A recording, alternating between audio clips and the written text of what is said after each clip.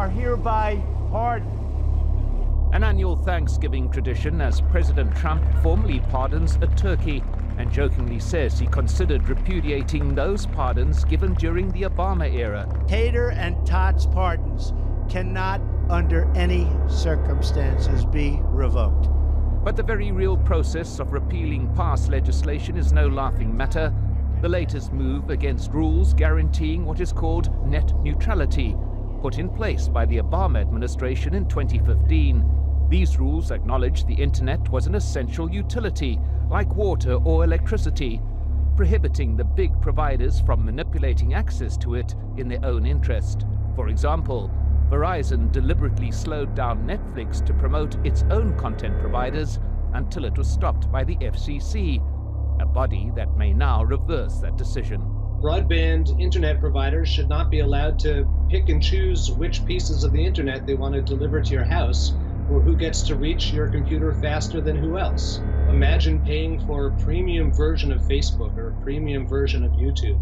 All of the stuff that we kind of whip out our phones and tablets and laptops and just kind of take for granted as free services are either going to get worse or more expensive or both without net neutrality. The FCC chair, Ajit Pai, argues that removing the restrictions would create a more competitive environment in which consumers could demand greater transparency by providers in choosing a plan that's best for them. The decision to go ahead will be taken by simple majority at an FCC meeting in mid-December. The board, put together in recent months, consists of 3 Republicans and 2 Democrats. The vote's expected to go along party lines, 3 in favor and 2 against.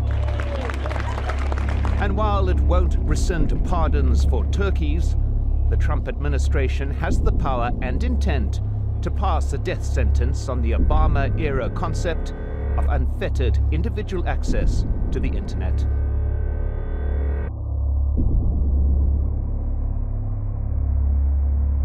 Net neutrality. It's a seemingly complicated hot-button term, but it's actually based on a pretty simple philosophy, that everything on the internet should be treated equally.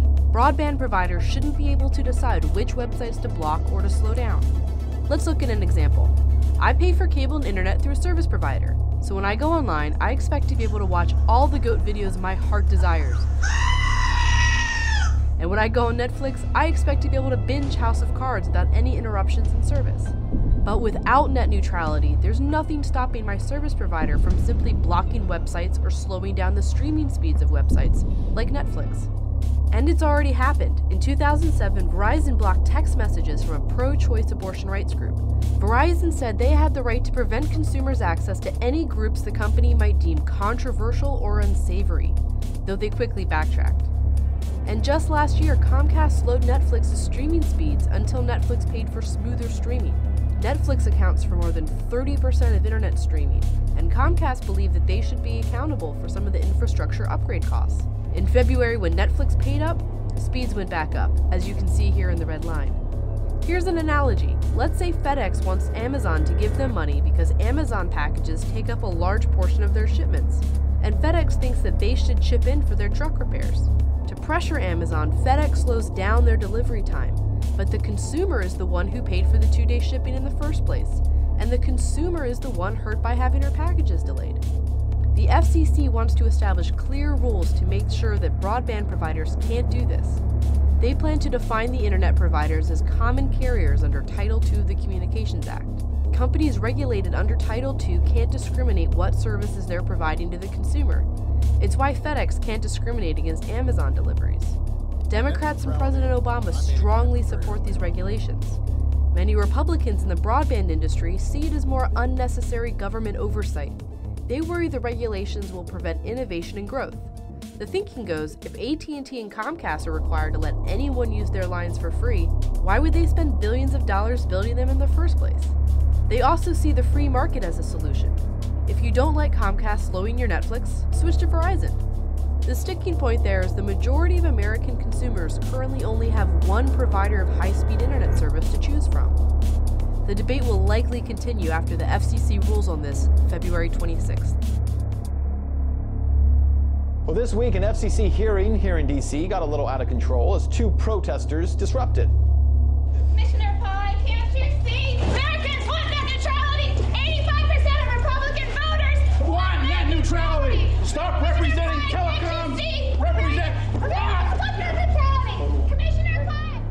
protesters, we showed you this earlier this week, trying to interrupt the testimony of Republican FCC Commissioner Asia Pai. Pai says that the Obama administration's attempt to regulate the internet as a public utility is bad for the web. Tonight, he'll be the guest on Politicking with Larry King. Here's a preview. But many consumer activists, they side with Google, Facebook, Netflix, and Amazon, all of whom support net neutrality. How do you explain that?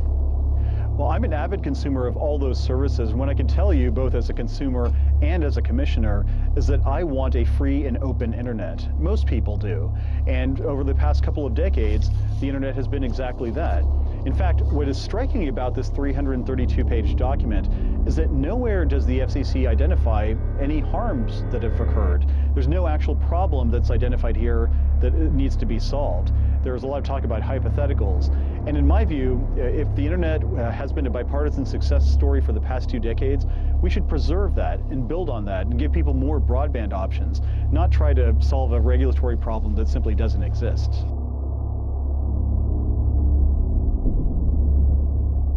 Mr. Pai, if our goal is to encourage domestic investment, buy and promote competition between internet service providers in the United States, shouldn't we return to the Clinton-era light touch approach to the internet?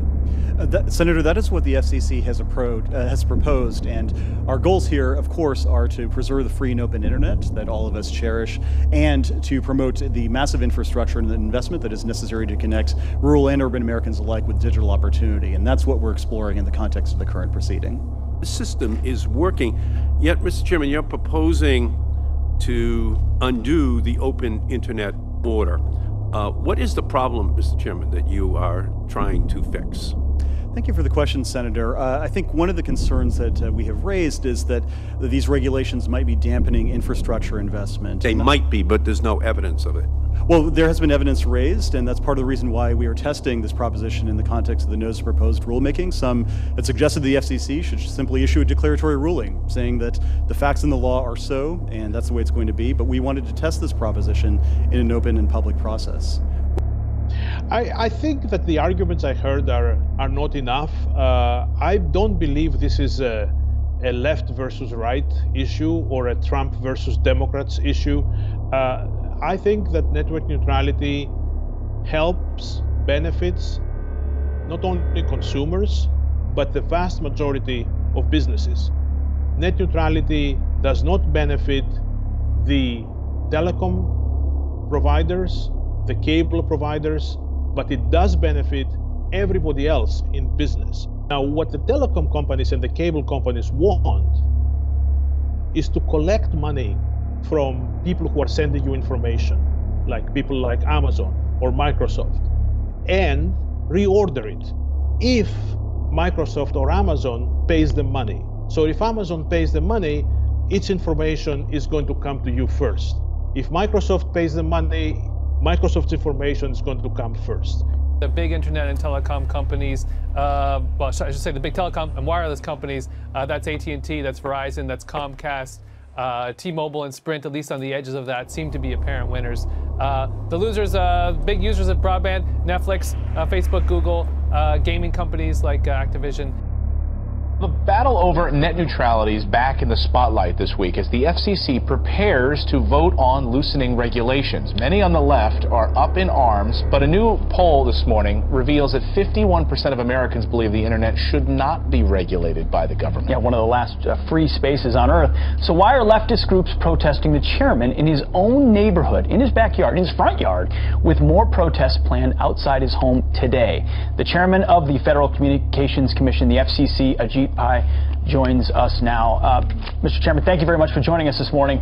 So first, these protests, they're outside your house, in your neighborhood, blasting flyers on your neighbors' doors as well. Why are they doing this?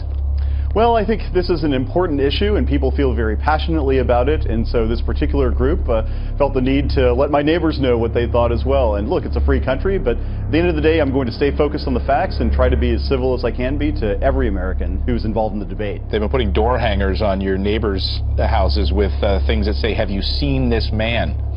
Have any neighbors come up to you about this? A few of them have, and they got a laugh out of it. So yeah, we actually have seen him. We just talked to him the other day as he was mowing the lawn, and they've had a pretty good sense of humor about it. And whether they agree or not on any particular FCC issue, they've been really supportive. And so I really am grateful to them for their friendship and their wisdom. Well, you're not getting a lot of friendship from leftists like John Oliver, the disciple of the former Daily Show. He's every week bringing up this issue, telling people to go to the website, go to your home.